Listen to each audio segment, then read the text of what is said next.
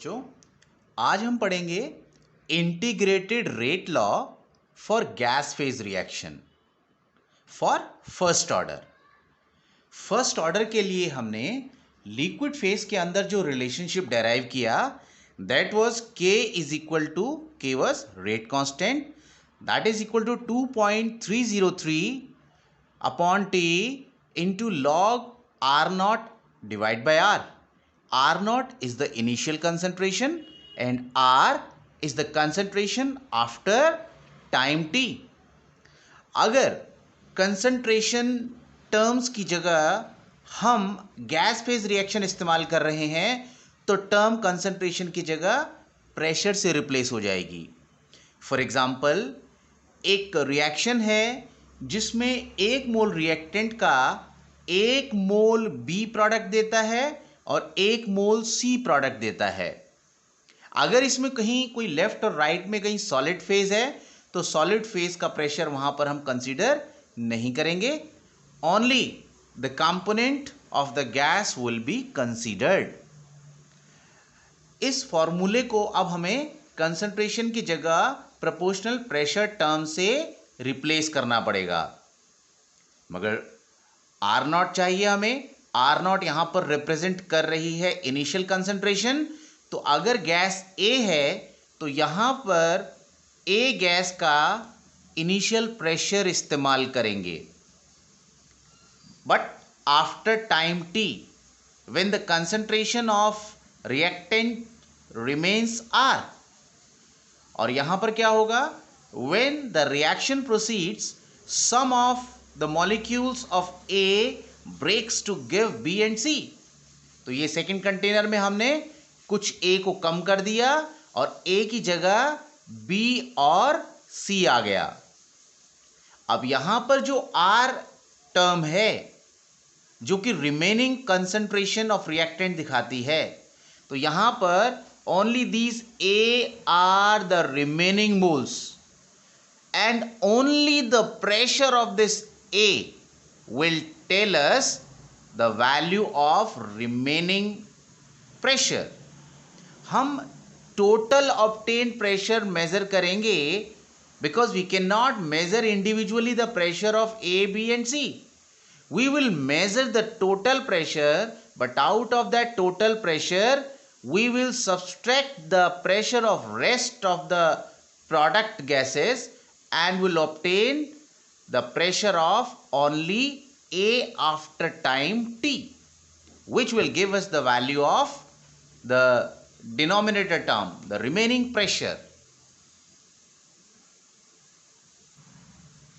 Let initially the pressure of A was Pi, and as B and C is not present at that time, so its pressure will be 0. And let after time t x mole of A reacts, यानी x मोल के gas के pressure के बराबर a का pressure reduce हो गया, या कहें x प्रेशर रिड्यूस हो गया. तो जैसे एक मोल a का एक मोल b और एक मोल c देता है, तो जितना प्रेशर a का रिड्यूस हुआ उतना ही प्रेशर b और उतना ही प्रेशर c का जनरेट हो जाएगा. So the total pressure will be P total, which will be pressure of A Pi minus X plus pressure of B plus pressure of C.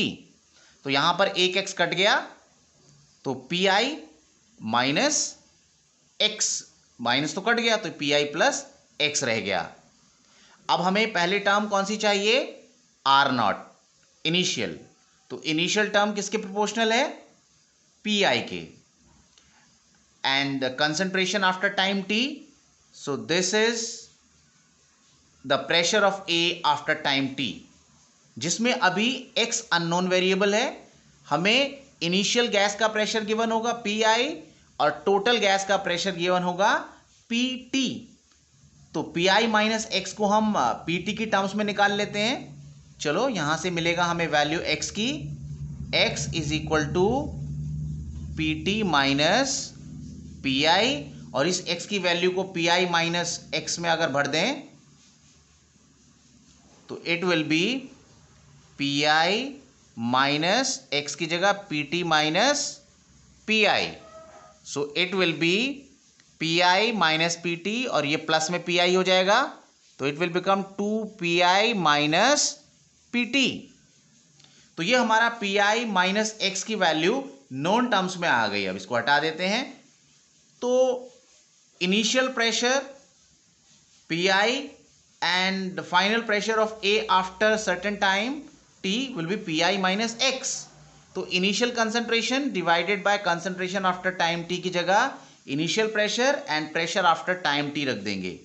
तो यहां पर ये जो टर्म है, जो रेशो है, जो इनिशियल कंसंट्रेशन है divide by concentration after time T की जगह initial pressure and pressure after time T PI minus X, या इसको PI divide by 2PI minus PT रख देंगे. Hence the final equation now will become K is equal to 2.303 upon T log of PI divided by 2PI minus PT.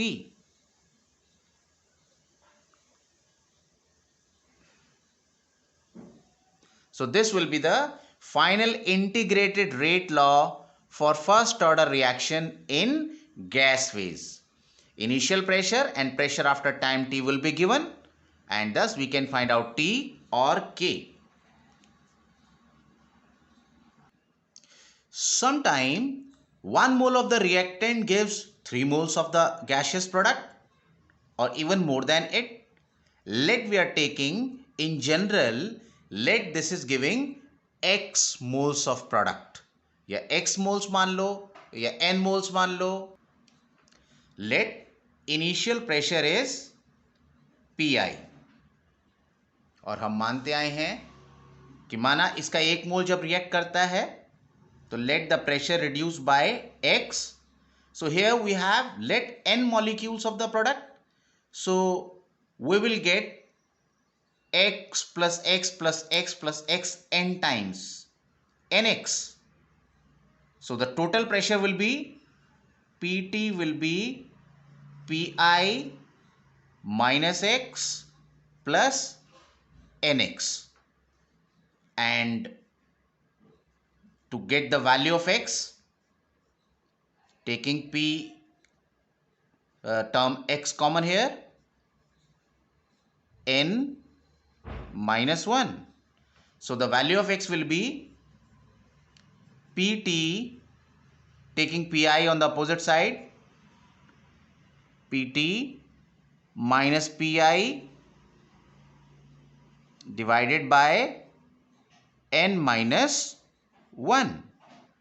Hence, to get the value of PI minus X, PI minus X, put the value of X. So it will become PI minus में PT minus PI divided by N minus 1.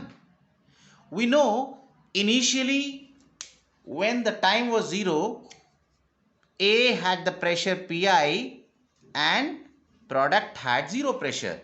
So initial R0 term can be replaced by PI, and the term R, concentration after time T, can be replaced by the term PI minus X, and PI minus X can be written this way.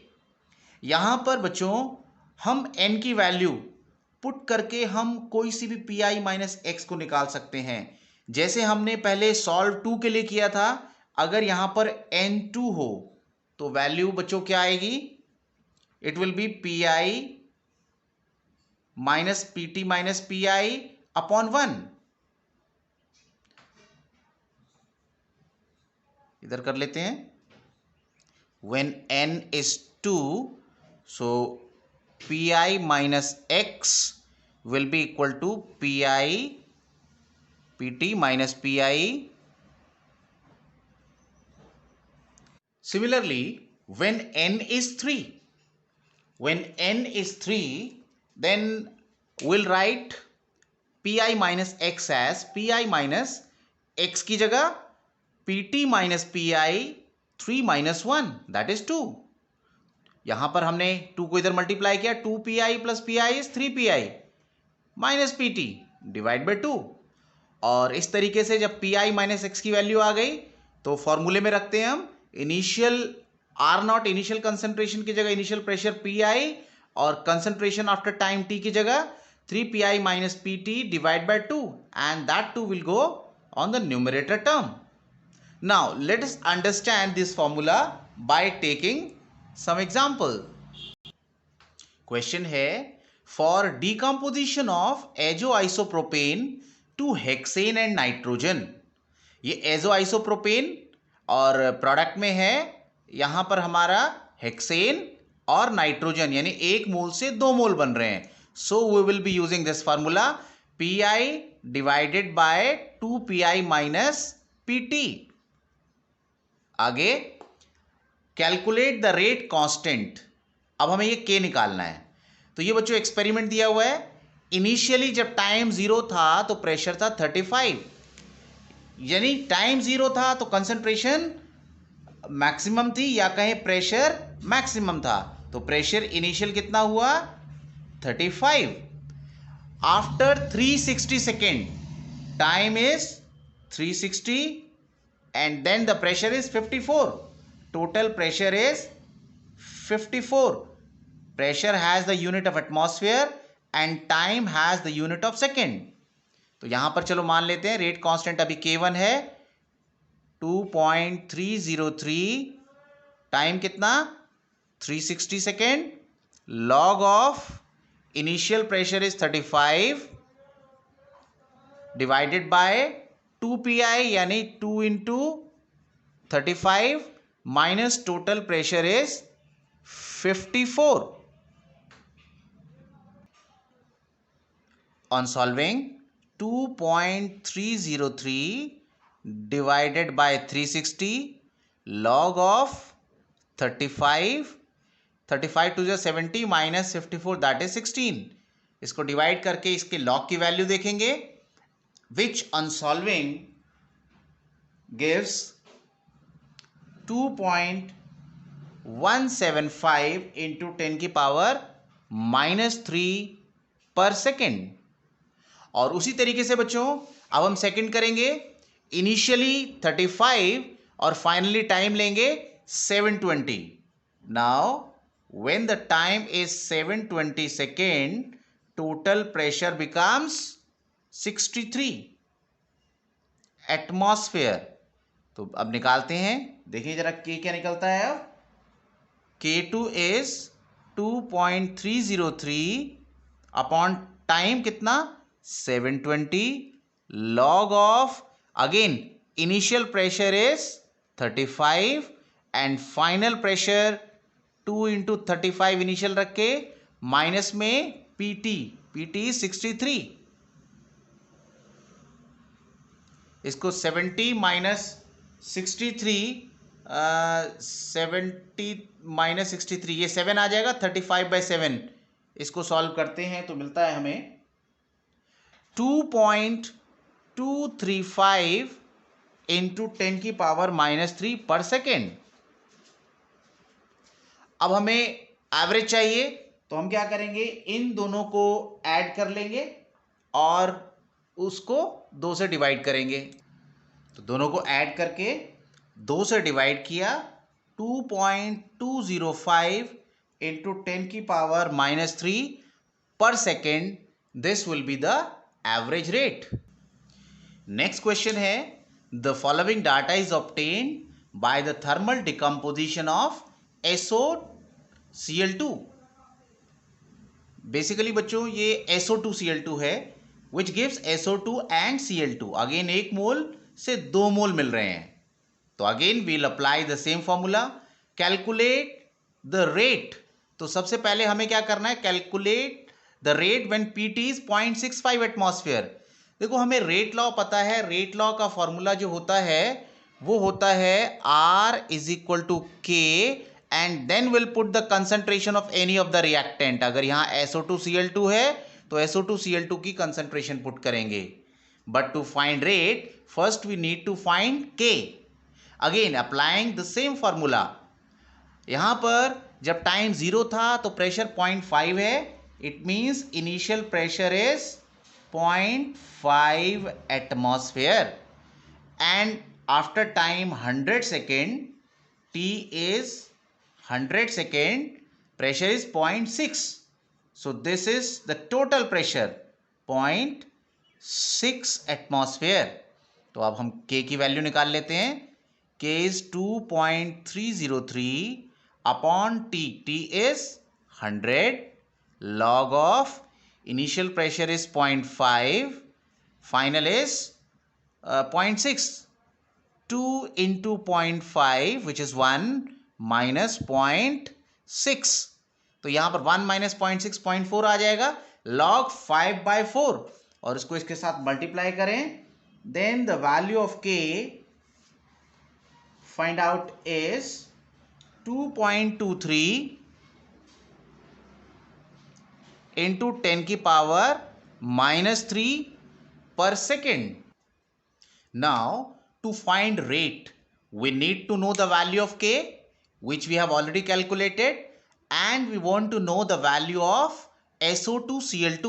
यहाँ पर हमें क्या मिलेगा? इसका pressure. तो हमें चाहिए कि इस समय पर जब हमने रेट निकालना है SO2Cl2 का प्रेशर कितना है.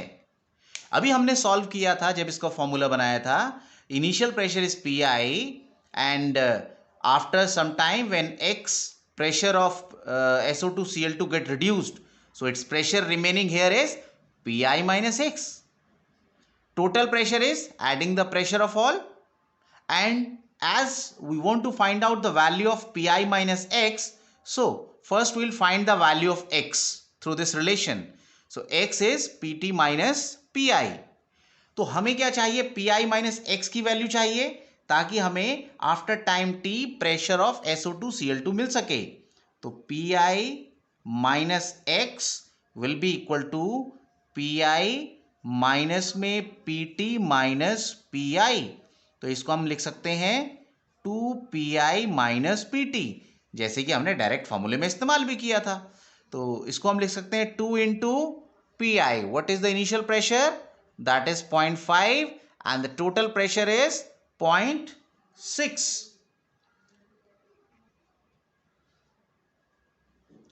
Total pressure PT 0.65 atmosphere. हमें रेट निकालना है जब टोटल प्रेशर कितना हो जाए 0.65 एटमॉस्फेयर. तो ये हमारा आया 1 minus 0.65, that will be 0.35. So we can find out the rate. R is equal to K, pressure of, ऐसे लिख देते हैं हम, pressure of SO2Cl2. K की वैल्यू 2.23 into 10 की power -3 and pressure of Cl2 जो हमने कैलकुलेट किया that is 0.35 एटमॉस्फेयर. इसको जब मल्टीप्लाई करते हैं तो बच्चों आंसर आता है